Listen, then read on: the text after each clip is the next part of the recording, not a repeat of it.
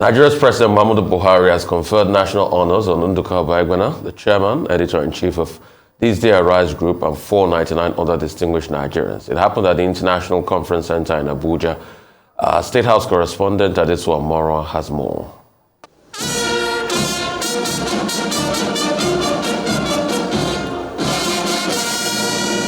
It's a long list, dominated by known names in all spheres of the nation: politics, security, business, entertainment, and even foreigners. It also features names that are not too popular, but who have embarked on acts of bravery or integrity, and as such, are worthy of emulation. The 2022 Honors Award has 450 recipients drawn from all walks of life. It's adjudged the largest in the history of the award and also the first to be done by President Muhammadu Buhari since assuming office in 2015. Organizers say the comprehensive list follows a careful screening by President Buhari. The country's second highest honors, the Grand Commander of the Order of the Niger, GCON, and the third highest honors, the Commander of the Order of the Federal Republic, CFR, all went to 60 honorees. 65 others bagged the Commander of the Order of the Niger, CON, including Nduka Obaigbena, Chairman and Editor-in-Chief of This Day Arise Media Group, alongside other distinguished technocrats and lawmakers. Another 70 bagged the Officer of the Order of the Federal Republic, OFR. They range from justices of the Supreme Court to senators, security operatives, and the clergy. 110 citizens were bestowed with the Officer of the Order of the Niger, OON, including a posthumous award to the brave medical doctor Ameyo Stella Adadevo for her role in preventing the spread of the Ebola virus disease in the country. 74 others received the Member of the Order of the Federal Republic, MFR. Others include 55 members who bagged the Order of the Niger, MON, with 87-year-old Muslim cleric Alhaji Abdullahi Abubakar, who hid 262 Christians in his home and mosque during an attack in Plateau State. Others in the category include entertainers like pop singer Tenny and Fuji musician King Wasiu Ayinde Marshal, otherwise known as Kwam One. 10 individuals were bestowed with Federal Republic Medals 1 and 2. Among them are Josephine Agu, an airport cleaner who returned $12,200 found in the toilet at the Murtala Muhammed International Airport, Lagos, as well as Ogbanogo Muhammad Ibrahim, a bank security man who found and returned $10,000. While 7 foreigners, including Lebanese business mogul Ronald Chogri, received the Officer of the Order of the Federal Republic. President Buhari, who described the occasion as a solemn and patriotic one, thanked recipients for their sacrifices and contributions to national development. I congratulate all the recipients today who will be joining the League of Awardees. I appreciate the non-Nigerian recipients and assure all of you that this administration will continue to provide the enabling environment for you to undertake your lawful businesses to allow you sustain your efforts at contributing to the development of our nation, Nigeria. The national honors are not merely decorative. They remind us of an important part of our responsibility as citizens. We must always endeavor to do our best for our country. We will continue to root out all forms of banditry, criminality, terrorism, and insurgency in the land. As I stated earlier in my independence address to the nation, I will hand over a Nigeria that is free from insecurity to the next generation of leaders. Some of the recipients expressed gratitude to the country and to the president.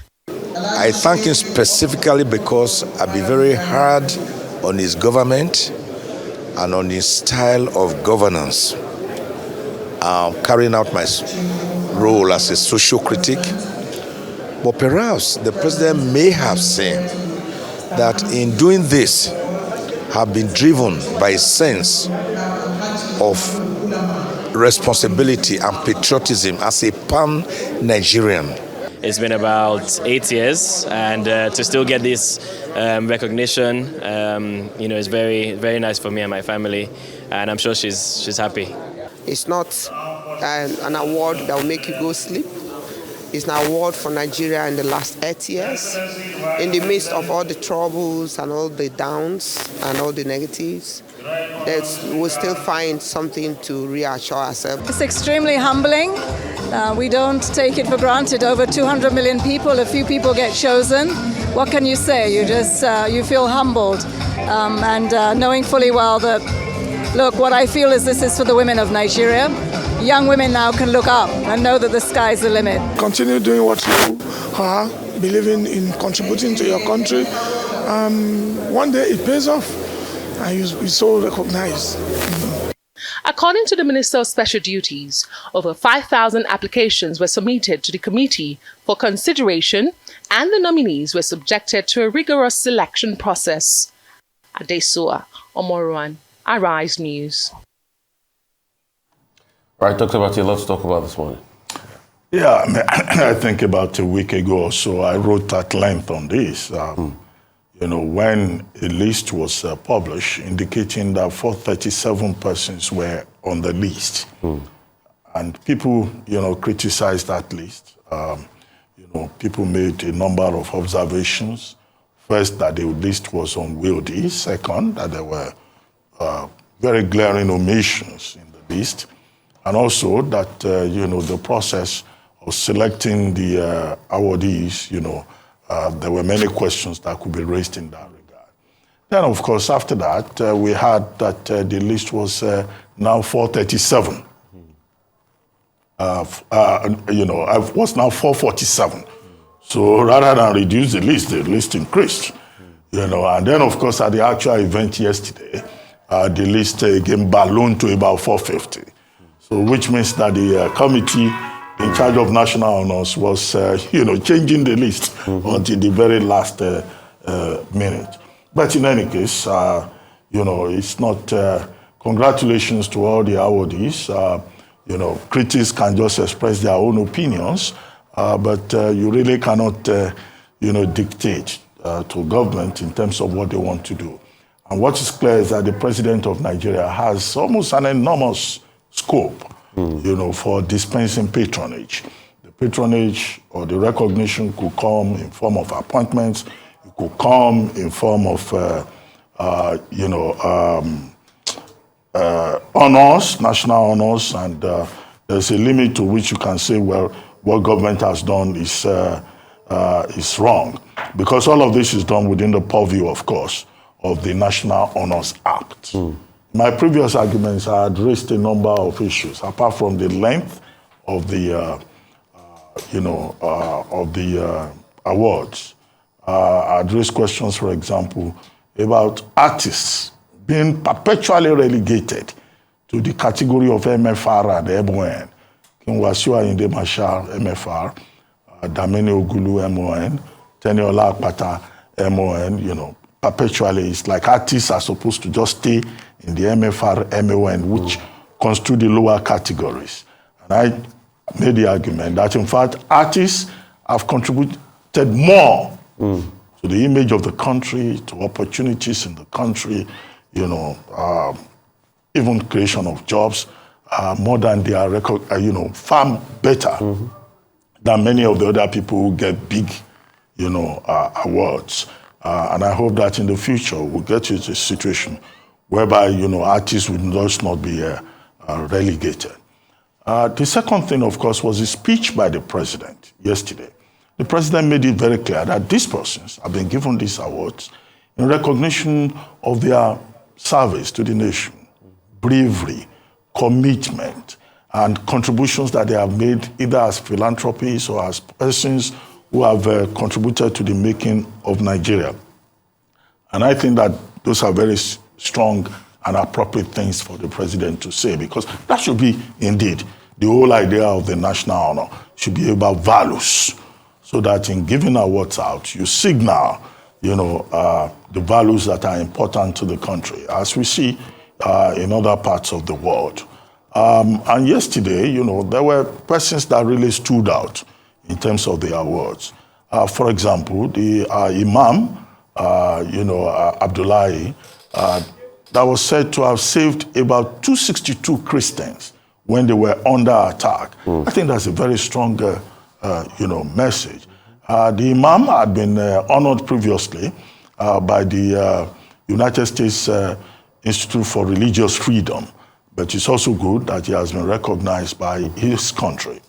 There was also the case of, a worker at the airport who found money in the toilet, who returned it, about $12,000.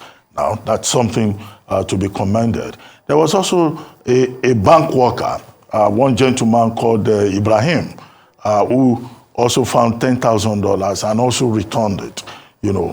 That's using those persons, to send very strong message that honesty pays. And then, of course, if you look at the GCON list, these are very distinguished persons who had made contributions to the country. Dr. Ngozi Okonjo-Iweala, Professor Tijani Bande, our representative at the United Nations, who had served as Vice Chancellor of the University of Sokoto, as Director General of the Institute for Policy and Strategic Studies, and also later, at the United Nations. And then, of course, you have Amina Mohammed, Deputy Secretary General of the United Nations, whose career has gone from environment to being a minister to representing Nigeria very well on the international stage. I mean, you cannot query all of this. And then, of course, the chairman of These Day Newspapers and Arise Group, who got a CON. In fact, I was surprised that he had not been given a national honor before now. That must have been an oversight on the part of, previous governments in terms of his contribution to the media space in Nigeria, not just the media space, the promotion of the freedom of expression, the iconization of values and issues, information within the Nigerian space. And he has been president of the Newspaper Proprietors Association of Nigeria. And as an entrepreneur, as a media entrepreneur, he's provided opportunities, for self-expression, for self-actualization.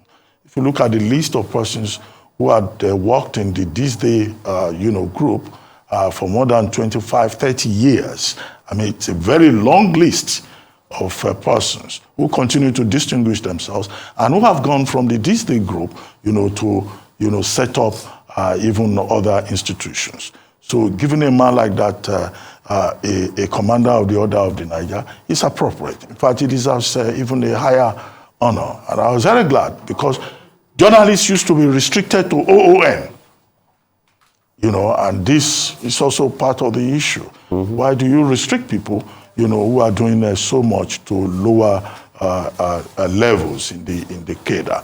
But of course, we're told that people can be promoted. But okay, the CON this time around, I think is welcome. I say that because I recall that in the past, there were media chiefs, publishers who had rejected the national honor simply because, the category was considered insulting. And then, of course, some of the highlights here yesterday also, Musumola Abudu, who has been able to build a very strong brand in the media space, was also honored.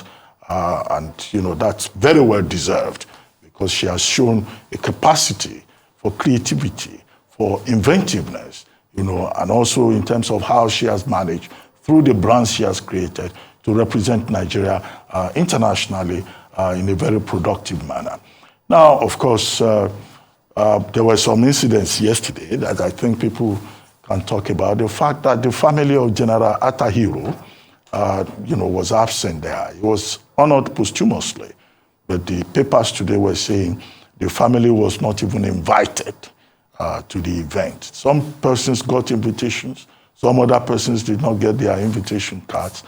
An indication again of, the shoddiness on the part of the organizers of the event.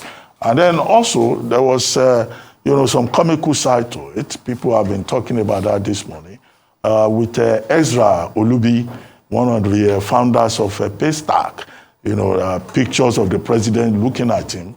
I don't know, why the president was paid special attention to him. Maybe because he seemed to have a lipstick on, but I wouldn't know why. But I recall that a lot of people were calling me yesterday saying, no, you have to comment on that and all of that, but it's okay.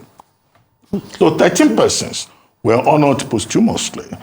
I'd raised the point about this, in one of my pieces, that the National Honors Act of 1964, which is the enabling law for this, says that you have to receive the award in person, which was the reason why previously, the National Honors Committee said that, look, under Justice Begore, said that the law does not allow you to give awards to posthumously. But Femi Falana, SCN, had presented a different argument to say that, no, the law does not really exclude that. But what the Buhari administration has done is to establish a precedence, that persons can be honored posthumously. Well, again, all the persons who were honored, they will be glad. But there were some persons also who were given honors that people have asked about, that, look, this thing is not a chieftaincy, should not be a chieftaincy title ceremony. It should not be a jamboree. It should be something, that sends out very strong message. But as I said, the president of Nigeria, under the laws, under the status, has a very wide latitude to dispense patronage. And, once it's done, as it has been done, within the scope of the law, all those initial objections that were raised, whether they took them along or not, I think a future government, should look in that direction and try to see how we can make the award ceremony much stronger. I mean, very well said, Dr. Abati. Yesterday, yes, we're excited about the awards. At least it's breath of fresh air, good news amidst all of this happening in Nigeria. Good time. I was really excited. Congratulations to the Duke once again, Prince Nduka Obaigbena. Well deserved. Long overdue. Congratulations to a lot of other people, to Dr. Abiodun Shobajo. Very well deserved. Long overdue. I mean, for somebody that is the father of advertising in Nigeria, it's safe to say that. And also the father of the private security industry in Nigeria, because we all remember that incident, in the early 90s that led him to starting halogen security. Also some business people, Tony Elumelu, well-deserved. Mr. Koladation of Sahara, well-deserved MFR, but I felt, it should have been higher. These are business people, that are doing a lot for the country. Many awards well-deserved. Yeah, like you say, I share that sentiment too, Dr. Abati, about musicians giving MON. I think it should be better than that. Kwamwan, King Wasiu Marshal, he deserves more than an MON. I was just talking to somebody about Kwamwan yesterday, and I said Talazo, the first album was 83 or 84. Yes. He's been on stage for more than 50 years. Well, yeah, Talazo was 84. The first official album, Talazo, if my memory was that long. So people like that, should be honored and given what they do. But also the other argument to balance that is some people argue with you that, an artist got more than an MON, because Professor Laz Ekweme is an artist, the first professor of music in Nigeria. But some people say maybe because he was a king. No, Professor Laz Ekweme is also a teacher. A university teacher, professor, leading professor in the humanities. He's also a traditional ruler. He's also a traditional ruler. And he also leads a choral group, even as a traditional ruler. But some names I didn't see on that list and I was taken aback. And Dr. Abati, you will have to correct me if I'm wrong here. Is Dr. Akinwumi Adesina? His name wasn't on that list. No, Akinwumi Adesina in 2014 got a CON. Okay, CON. And which was also the reason why Kayode Fayemi, the governor of Ekiti State, whose name appeared originally in the 437 persons list under CON, then I think his name was now excluded from that list. Okay. So check on that because I saw Mr. Rama's name, so I was just only thinking that these are Nigerians heading, global, financial institutions. Additional already has a CON. Additional already has a CON. But it was a good one. I also like the way they integrated a lot of, young people in. There was Tenny doing quite well. as the founder and the co-founder of Paystack, you know.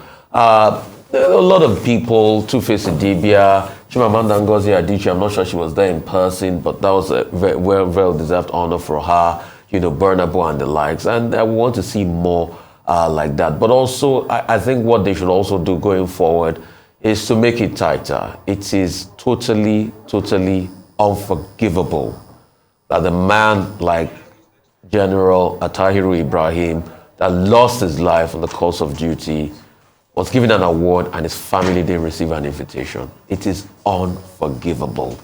We should do better as a nation. You know, the logistics should be done better. We should introspect, and some people should take the feedback needed for that.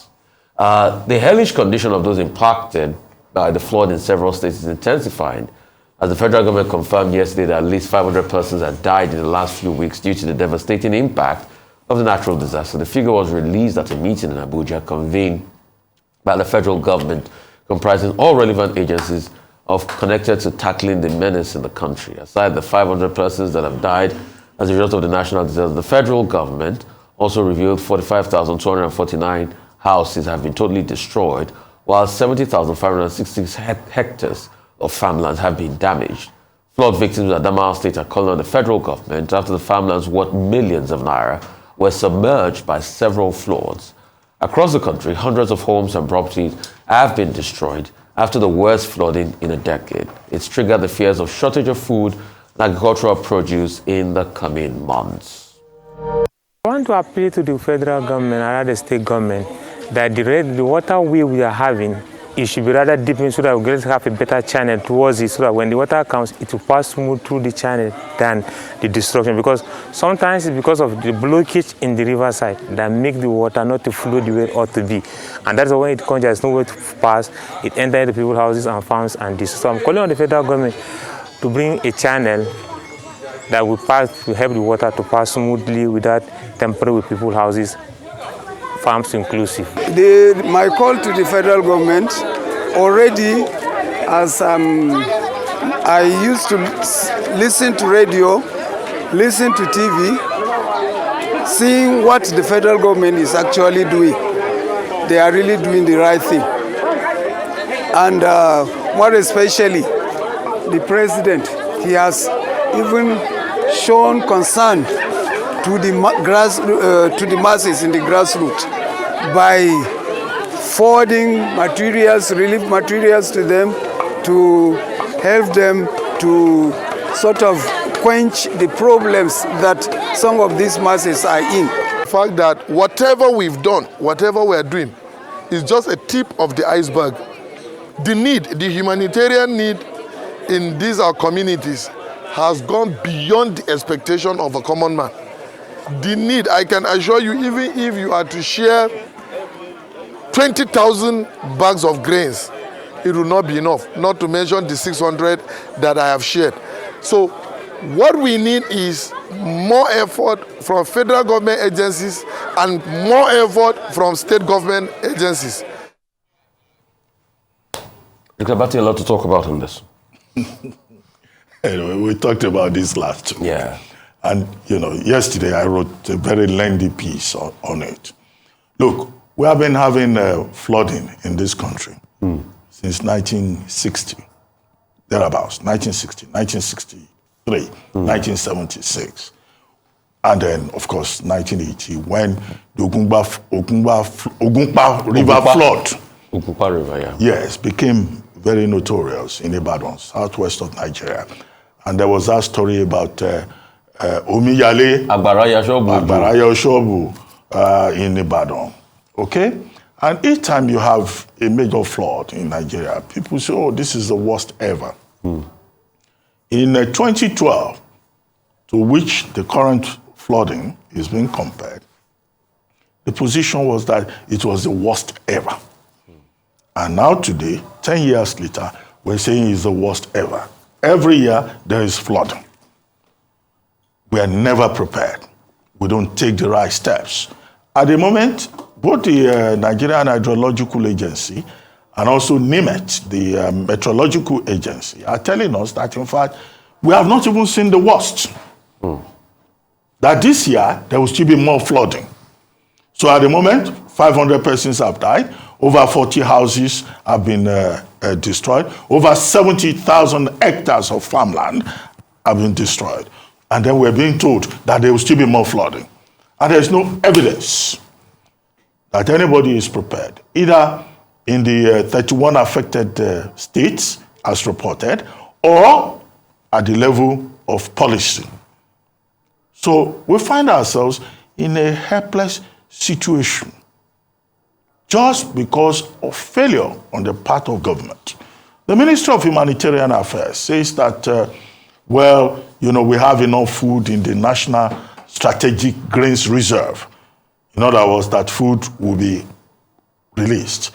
And that what the FAO country representative has said, Food and Agricultural Organization representative has said, about the danger of food scarcity, food insecurity in Nigeria as a result of this flooding, with over 70,000 hectares being destroyed, 4,400 hectares belonging to Olam Agric in Nasarawa alone, which accounts for 25% of rice supply in Nigeria, wiped out. What about, you know, $20 million? So, if they supply, if they say there is food in the National Grains Reserve, fine. If that will prevent famine and hunger and increase poverty, that's fine. But what is government doing to address the basic issues? Number one, government yesterday officially admitted that this was as a result of the release of water from the Lagdo Dam in Cameroon, in Garoua, northern part of Cameroon. This was the same story in 2012. When we signed the Memorandum of Understanding with the Cameroonians, when the Cameroonians built their own dam in Lagdo, the Lagdo Dam, we were supposed to build our own embankment on the Nigerian side in Adamawa State. That dam has been under construction forever. I won't be surprised if you go and check. Money has been spent on it, right? Money has been appropriated. Some of the people in charge of that, our own side of the bargain, will have been given national honors. Definitely. And yet, we are suffering. When is Nigeria going to build that embankment? Because the official explanation that was given yesterday is that the Cameroonians released the water and that it added to the water level of River Niger and Benue, and the tributaries also suffered as a result. So are we going to keep blaming the Cameroonians when we have not done our own part of the bargain? Okay, so that's one problem. At the level of official negligence, over the years, from one administration to the other, we will be here. The Cameroonians will release water again, we'll be lamenting. Part of the MOU is that the Cameroonians will serve notice before they release water from their dams. And they served notice accordingly on September 13. The Nigerian Hydrological Agency informed everybody that Lagdo Dam was going to release water. Okay? But nobody did anything. Now we are lamenting. 500 people have died. Over 40,000 houses have been destroyed. Over 70,000 hectares of farmland have been damaged. Okay? The ringing of hands shows just how we continue to fail. Second thing, let's leave the Cameroonians aside. Even the dams in Nigeria, anytime they release water, one example is Onyon Dam on the Ogun-Osun River Basin. There's also the Jeba Dam. Anytime we also release water internally, it's a problem. Everybody will lament, oh, there is flooding, there is this. Okay, we enter the dry season, and then everybody will move on until the next tragedy occurs. Third, climate change. Every year when we go to the United Nations, Nigeria is talking about climate change, our commitment to climate change, desertification, the greenhouse gas house emissions, and our commitment to the international protocols put in place by UNEP and the IPCC, that's the International Panel on Climate Change. But what do? Nothing. Every year, when rain falls, we're in trouble. The Lagos State government I started just the other day had to inform people in low-lying plains to move upland because, you know, there will be flood very soon. Okay, what is government doing about the flood? Nothing. Drainage. Every time we're told people build on drainages, people throw refuse into drainages. We have ministries of environment. We have government departments that are responsible for building and planning and codes. Nobody does anything. And these are the people, you know, some of them, because they occupy office, they end up collecting not just chieftaincy titles, also national honors, and enjoying privileges, disturbing serious-minded people like us on the road with sirens. So what we're dealing with here is not just about water, it's not just about flood, it's not just about nature, it's about irresponsible leadership. We will be here next year, we will repeat the same story. Okay, in 10 years' time, I don't expect that I'll still be talking on television. But maybe, you know, in 10 years' time, people who are doing this kind of job, you know, will talk about the same thing. And they will say, oh, in 2022, we thought it was the worst over. And we'll be there playing with our grandchildren. And we'll be saying, well, we said the same thing in 2022. So this is what Wole Soyinka calls a repetitive cycle of stupidity that is represented by the symbol of the Mobius strip, as he defined it. Very apt way to put it. Because, and you are correct, Dr. Bati, because in 2012, we said the same thing. 2012 particularly hit me because I saw some of the victims in Ughelli and other parts of the Niger Delta as a result of this flood, Lado Dam.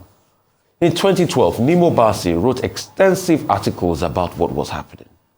But what did we do? We did nothing. So this flooding has become the metaphor for our incompetence, collective incompetence, or I should say specific incompetence. Because there are people in these areas that ought to do something about it. Probably you never know what will happen. When you dig deep about the embankment that ought to be built, probably that'll be another case of clearing an Augean stable. The fact on ground is the Lado Dam has been opened. The water is still trickling down from the Lado Dam. I think they said they will be done with after on the 15th of October. That's what one of those in authority did say. And once the Lado Dam is opened like that, the water definitely flows up from Garoua straight into the Benue. And why Kogi is most inundated is because Kogi is a confluence town. That's where the Benue and the Niger does meet. And so the offshoot of the water is taken from the Benue at the confluence town Kogi and then takes across the states, across the Niger. That's why you see states like Bayelsa and other states, Anambra, inundated with the same water. What is the solution? Number one, we need to go back to our water basin development authorities or river basin development authorities and do the needful. There's one out there in Abeokuta that is in bad shape, the Ogun-Osun River Basin Development Authority. We need to do as much as possible to build those embankments and fix what we need to fix in Adamawa. We need to go one step further to also ensure that we clean our drains and channels and take the conversation about climate change seriously. Because those that live in the posh parts of Victoria Island and other parts of Lagos, they don't know that theirs is waiting to happen. It's just a ticking time bomb. Go to the seas. The levels are rising every day. The wind is gusting big time. And for those that are sand-filling and sand-filling areas around this area on the island, I'm sure they should talk to the environmentalists around them that have the data, and you'll be shocked at the disaster waiting to happen. It can only be typified when you have rainfall. You see the massive flooding that inundates most parts of highbrow Lekki. Our homes and SUVs and Bentleys are submerged in the water. We need to take conversations about societal development serious. We can't wait for the next 10 years before we do something. The time to act is now. And we should show that we are a strong and a bold nation. And how does a nation show that? By taking responsibilities, rolling its sleeve and doing the work.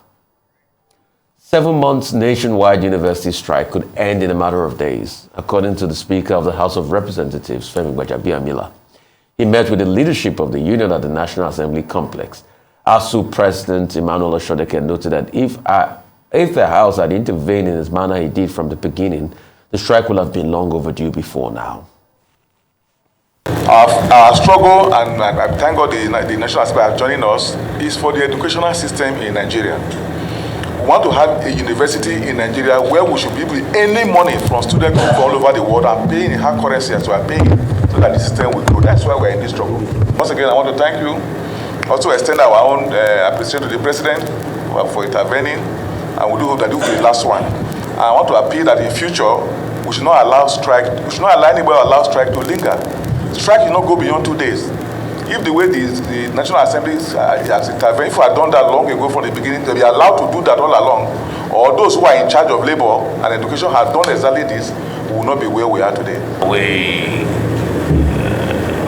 We spoke with Mr. President. There was one sticking issue, which was the issue of no work, no pay. And the President did ask that he would digest the recommendations and we'll have one more meeting, which we did on Friday after the budget, and that meeting was even better than the first one we had with him. And Mr. President had agreed to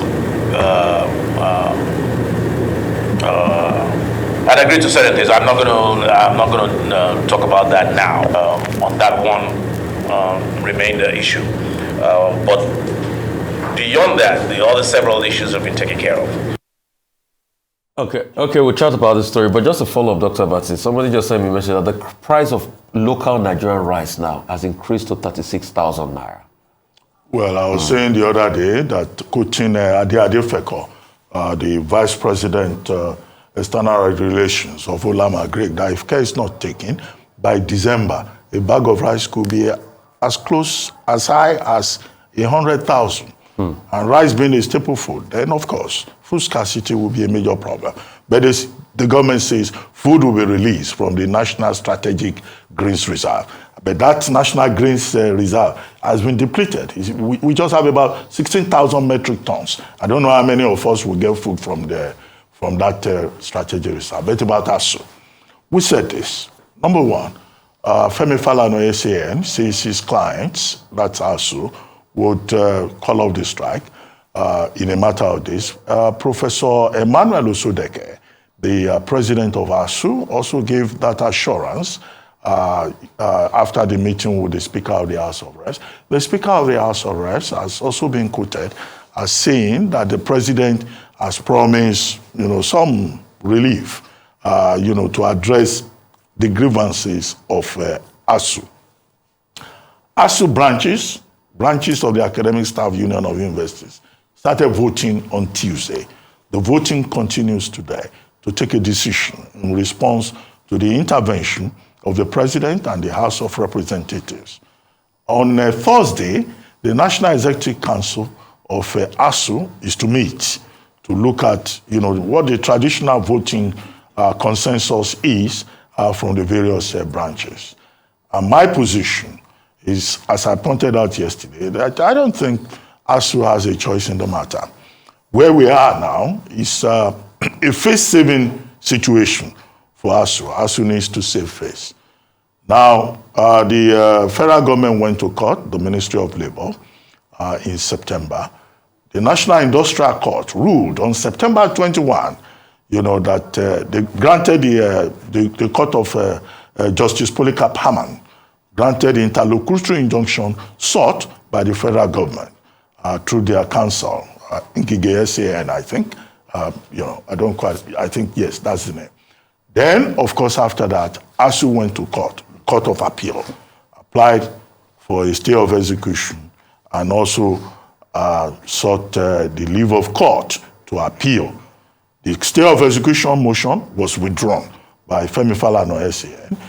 The court accepted that and also ruled that, well, before the Court of Appeal can consider the matter, ASU has 7 days within which to call off the strike.